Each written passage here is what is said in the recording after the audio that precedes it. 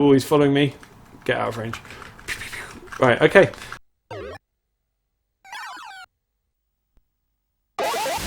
Hello and welcome to an Impact Gamers video. We're going to be making a retro game and we're going to be looking at the Capcom game Commando. So this is just a plug-in and play game and the quality is not great, but here's me playing it badly.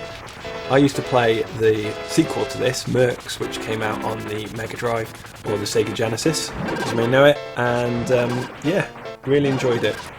So the key things we need to copy for this game is that 8 direction of movement, so up, down, left, right and diagonals, the fact that you're scrolling upwards and it's following you, the fact that enemies come and attack you, and there's obstacles in your way. So there's a few challenges, the fact that I'm trying to do this video in just 15 minutes and the fact that I'm going to use the free edition of Clickteam Fusion means that I'm going to have to try and think very carefully and very cleverly about how to get the best out of the free demo version. So to aid with making this video, I've broken it down into 7 sections and we're going to try and keep it to about 2 minutes each for each section. And so the first section is setup, movement and scrolling. So in Clickteam Fusion, I'm going to start a new application and I'm going to go straight to the application and go to its window settings. And I'm going to make it a slightly higher resolution on this down arrow to 800 by 600. Click and yes, I want the frames to match that. Click number 1 to go into my frames. So we're going to add in our main character. I can do that insert new object or double click in a blank space, active, double click and then click to drop it down. So we need to set the whole world to be bigger than this. So I'm going to go into the frame and I'm going to go into its size and we're going to set the height, which is the second value, to 4000. And there we go. Right, and I want to go into event editor and add a new condition to say always, so special always, and I'm going to right click on the chessboard.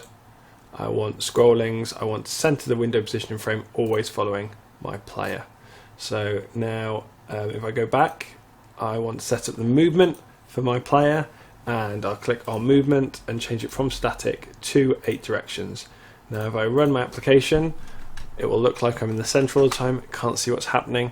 We need a background, so I'm going to double click quickly, get a quick backdrop and drop that in, change it to a motif. I'm going to edit it and I've already got saved here a floor background. Press OK, and I'll set its sizes quickly to be at 0, 0, but with a width of 800 and that magic height of 4000.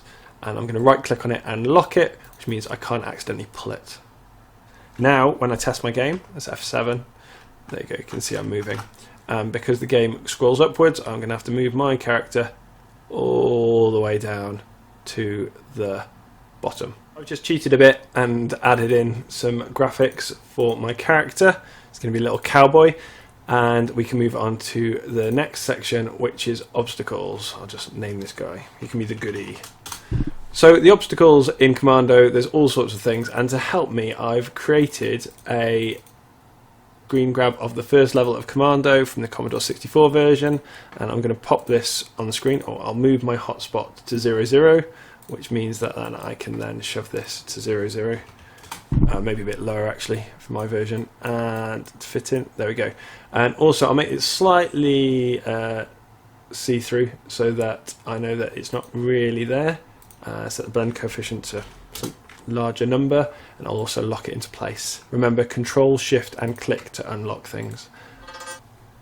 So now I'm going to quickly import some things to be active objects. I'm just going to go to the folder that they're in and I'm going to pull them on and have them pre-selected and just say, is that going to be an active, going to be an active, going to be an active, going to be an active, going to be an active, going to be an active, and there.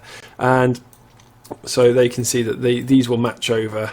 There's a bridge further up, and so I'll pop these on and I'll probably start at the top working downwards, and when I'll just show you with the rock, let's move this all the way up to the top. When I put them in, I'm going to put it in and hold down Control and pull it to the other parts, and working downwards just means your next version is going to be on top. So I'll do all that without you watching and then continue about the collisions with them. So now I've roughly added them all in, I'm going to select them all, so I've got each different type selected, and I'm just going to go into qualifiers and set a new qualifier and call them obstacles. and that's going to be useful later. And if any are in the wrong place, I can just right click, order, and bring to the front, and I can get rid of this background now. So there we go, get back to my lovely dull background. So if I was just to set a rule saying collision between goodie and obstacle to stop the goodie, it would allow me to walk around but not through the obstacles, but that's not perfect. We want it so that we can walk up to sort of the shadow area, and I'll show you a way around that. We're actually going to generate another active object, and it's going to be just a solid object, but we're going to set its size to be 100 by 100. There you go, and this is going to be called, I'll call it the stopper. And we're going to create a stopper at the base of each object, and we're going to do it according to the size. So on each of our objects, we're going to make sure that our hotspot is actually at the bottom, which is, I realise now, going to mess up, move everything slightly, but we'll move them back later. And also, we're going to need to set a value for, we'll use A and B, for its X and Y of the size of this stopper. So this tree currently 98 by 140. So the width is probably about, you know, a quarter of that. So maybe 25, and a height of probably 25 there as well. So I'm just going to type in 25 by 25. So a cube, we'll set a rule to set a cube there. So I'm going to go on and set the sizes for how big the stopper needs to be on each thing, and then I'll get back to you. So I've now got each of these obstacles to have ultra values of the pixel size of the collision, but we need to make sure that those action points are down at the bottom of the object. So this one needs to be a bit lower, and also that on the stopper it's the same, it's in the bottom middle. So then we're going to go to the events and change this so that it's not obstacles that stop it, it's the stopper. And a new condition at the very start of the frame, we want to run a loop through these objects. So we're going to count each object, and we're going to call it stopper. And a new condition, and we're going to just say while it's looping through the stopper loop. So it's going through each object, and we want it to create a stopper. Maybe I should have called the loop something else, but anyway, here we go, and we want it relative to the obstacle. So it's going to create it at that action point on the obstacle, and then we want to set its scale. So we want to set the X scale to be whatever the ultra value A is. That's the reason we did it there, times by 0.01, because it's out of 1 rather than out of 100, and our block's 100 big. And then do the Y value scale, set the Y value to be whatever ultra value B is, times by 0.01 to put it as 100th. And if we run it now, we now have all these collision masks drawn in, which means we can walk behind things like that, maybe even walk through the middle, just about. There we go. Right, now all we need to do is make that stopper invisible. Just click on it, and it's not going to be visible at the start in its display options, and we have much better collision. There we go. And a final thing is that I always want to send this guy order to back, so that he's never going to be in front of any obstacle.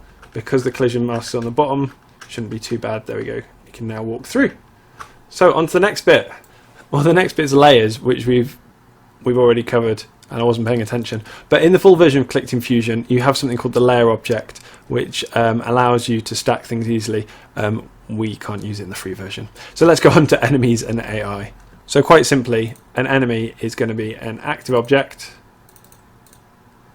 and it's going to be moved as bouncing ball. But to save all that time, I'm going to bring in my imported graphics. So here's the baddie, and his movement is bouncing ball. I've already preset it up, speed 15, but not moving at start. So this allows us to give him a bit of control. So I'm going to populate the world with baddies and add them in wherever I want, or I might reuse the overlay that I got rid of. But I'll add the baddies in and then get back to you. Build my world with some enemies.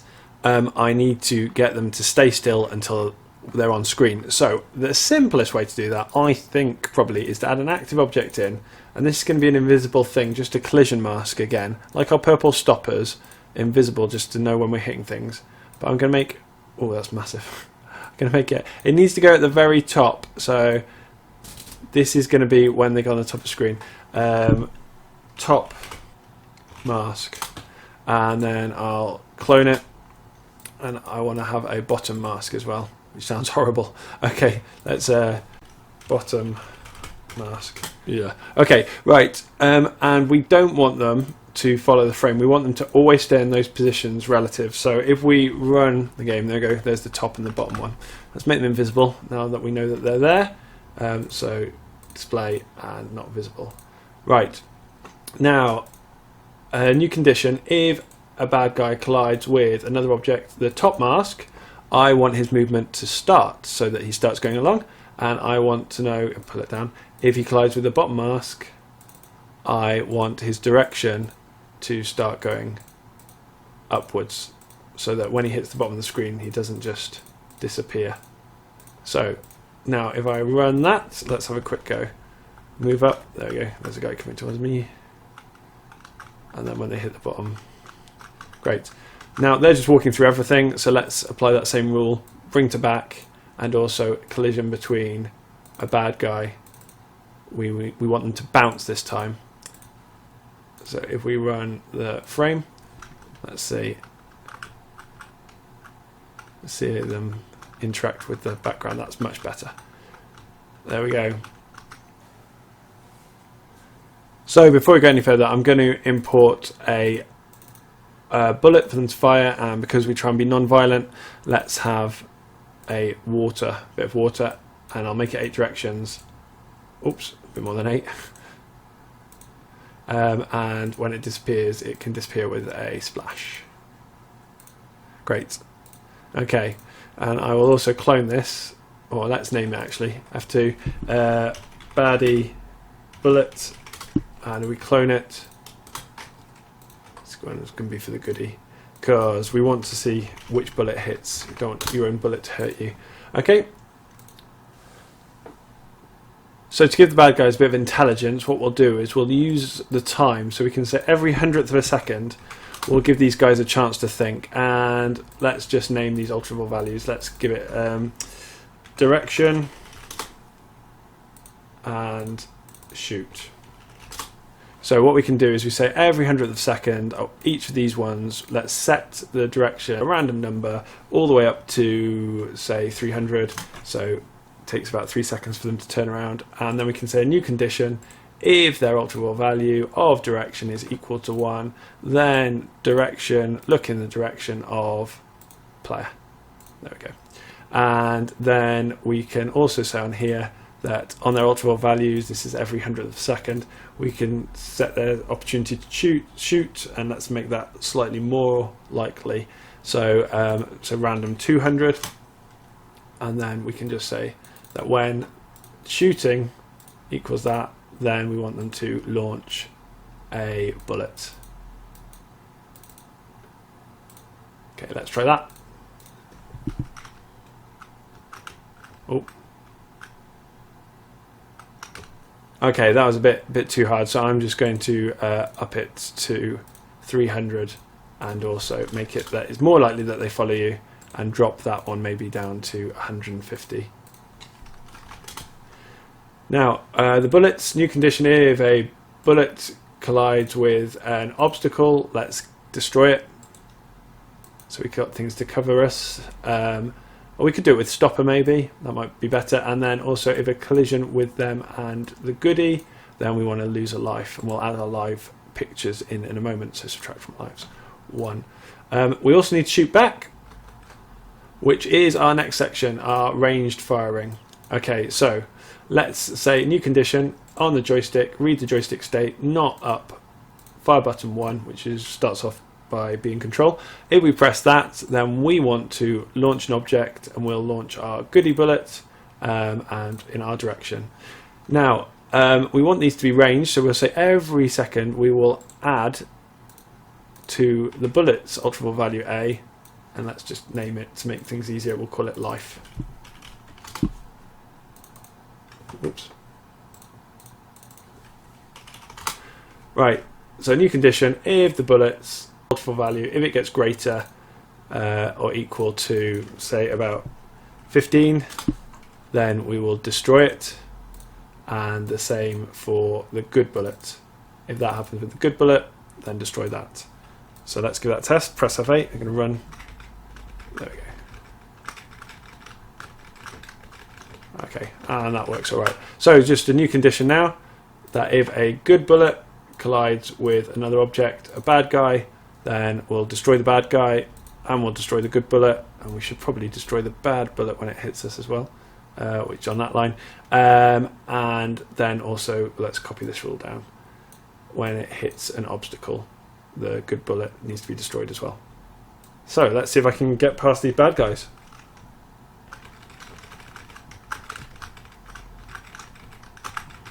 I might increase the range. Yeah, I'll increase the range to 25, I think. But there we go. Get past these guys. Oh, and I'll need to send the bullet to the back as well. Always bring to back the bullets as well. Okay, on to the next section. Grenade toss.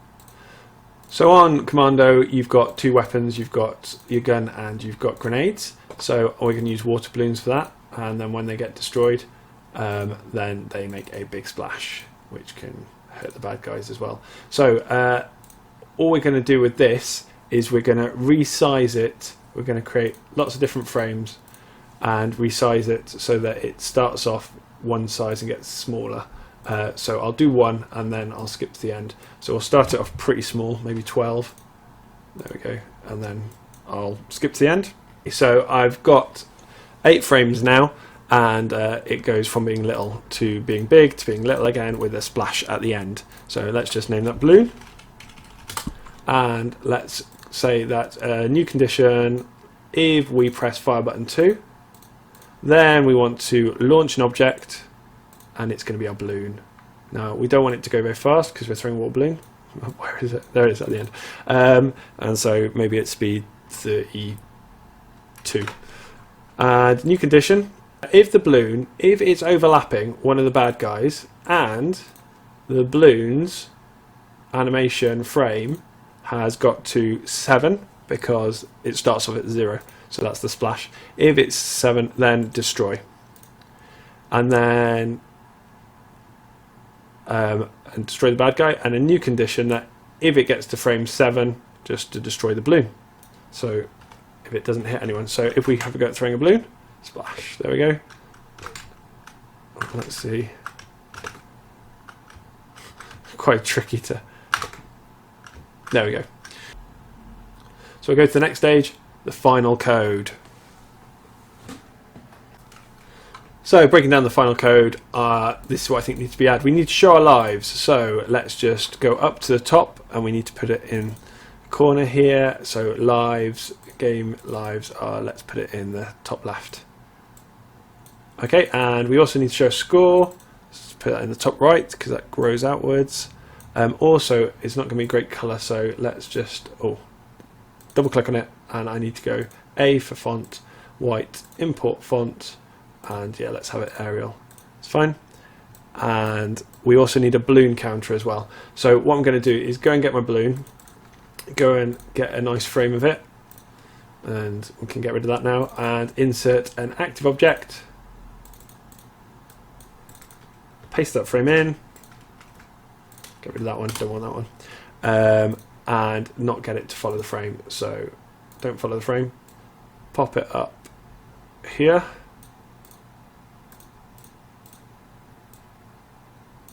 great, and let's pop a counter next to that, so just a normal counter, pop it next to that, and let's say initial value of that will start with 5 balloons.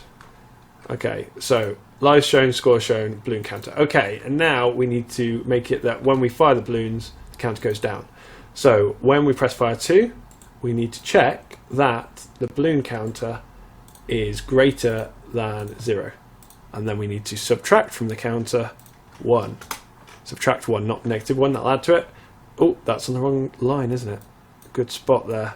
Right, and then we want to say that we get hit by the bad bullet. If it hits us, we subtract 1 for our lives, and we also want to restart the current frame. The application would reset the lives, but frame will keep that. And also, if we shoot the bad guys, So the bad guys get shot. Let's add a nice amount. Scores under player 1 there. Score, add score 100, but if we manage to kill them with a balloon, let's give ourselves 150 points. So now if we try that quickly, we can go about, yeah, get some points. Let's try chucking some balloons. Okay, we're out of balloons now, so let's make some balloon pickups.